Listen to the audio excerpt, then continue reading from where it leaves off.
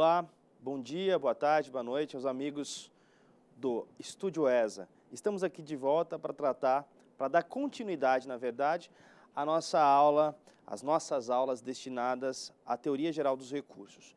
A Teoria Geral dos Recursos, à luz da jurisprudência dos tribunais superiores. Esse é um tema de um módulo, de uma parte da aula que a gente se propôs a passar para vocês. Bom, detalhe importante, gente. Para quem está vendo a primeira aula minha, meu nome é Alexandre Ávalo Santana, né? Esse é o meu Twitter, o canal de comunicação que a gente pode ter pós-aula, né? @Alexandre Ávalo é o meu Twitter. E a ideia desse curso é dar uma abordagem prática,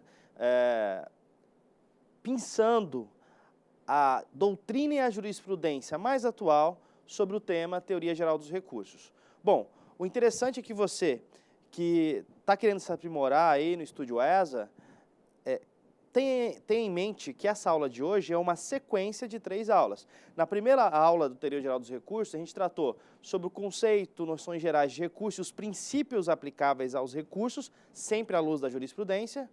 Na segunda aula, nós tratamos dos requisitos de admissibilidade dos recursos, e ali naquela aula também fizemos um cotejo sobre esses requisitos em relação à atual jurisprudência dos tribunais superiores e à doutrina, e hoje nos dedicaremos ao tema efeitos dos recursos. Veja, na primeira aula, tratamos principiologicamente qual a dimensão principiológica dos recursos no processo civil.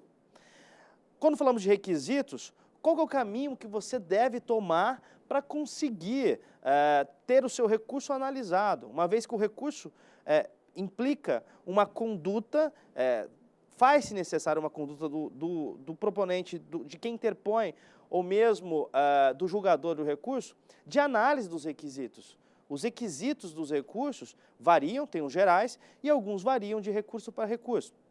Então, isso é muito importante para a atividade prática do profissional do direito. Seja ele o advogado ou mesmo quem vai julgar o recurso.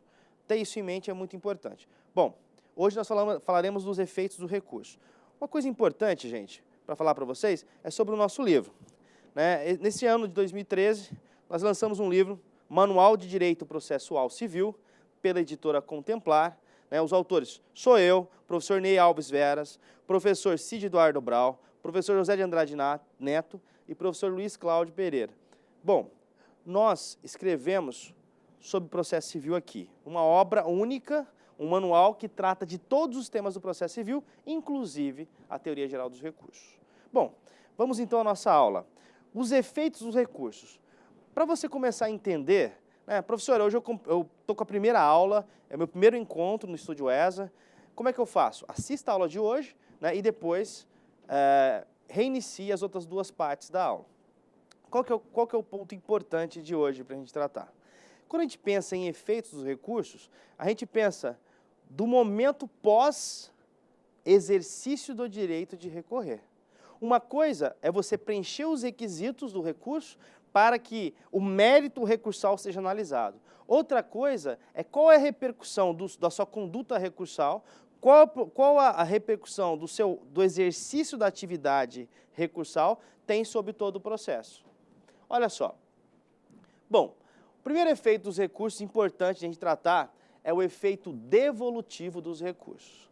Bom, primeiro ponto, gente. O que é efeito devolutivo? Efeito devolutivo é um efeito que todo recurso traz consigo. A gente vai perceber nas outras aulas, nos outros efeitos, que nem todo recurso tem os demais efeitos. Já o efeito devolutivo aparece em todos os recursos. É o efeito, e aí a palavra já é equívoca, A doutrina mais abalizada diz o seguinte: a palavra efeito devolutivo, a expressão efeito devolutivo, leva a uma ideia incorreta, A ideia de devolver. Se você tirar do âmbito jurídico a expressão efeito devolutivo, você pode pensar que é devolução daquilo para quem já julgou o recurso, ou para quem já julgou a matéria. Na verdade, não é certo pensar assim.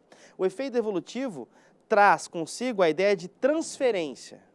Bom, você tem uma análise de primeiro grau, uma análise de uma instância determinada sobre determinado assunto. A partir dali, com a insurgência da parte recorrente, ela tem para si alguns mecanismos recursais. alguns instrumentos recursais.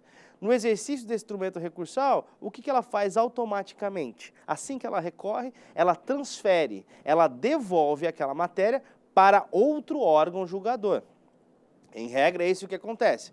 Portanto, este efeito devolve a matéria efetivamente impugnada e trata-se de efeito comum a todos os recursos.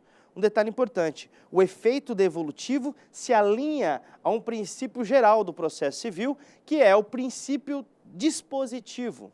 Ou seja, quando você se insurge sobre determinado ponto de uma decisão interlocutória de uma sentença, você devolve aquele ponto que efetivamente você impugnou, aquele ponto que efetivamente lhe deixou insatisfeito. Essa é a ideia do efeito devolutivo. Efeito devolutivo versus princípio dispositivo. Por isso que a gente tratou na primeira aula dos princípios. Olha só, como assim, professor Alexandre? Como eu posso relacionar as duas coisas? É muito simples. No ato de recorrer, vamos pensar o seguinte, a abordagem nossa aqui no nosso curso tem que ser prática.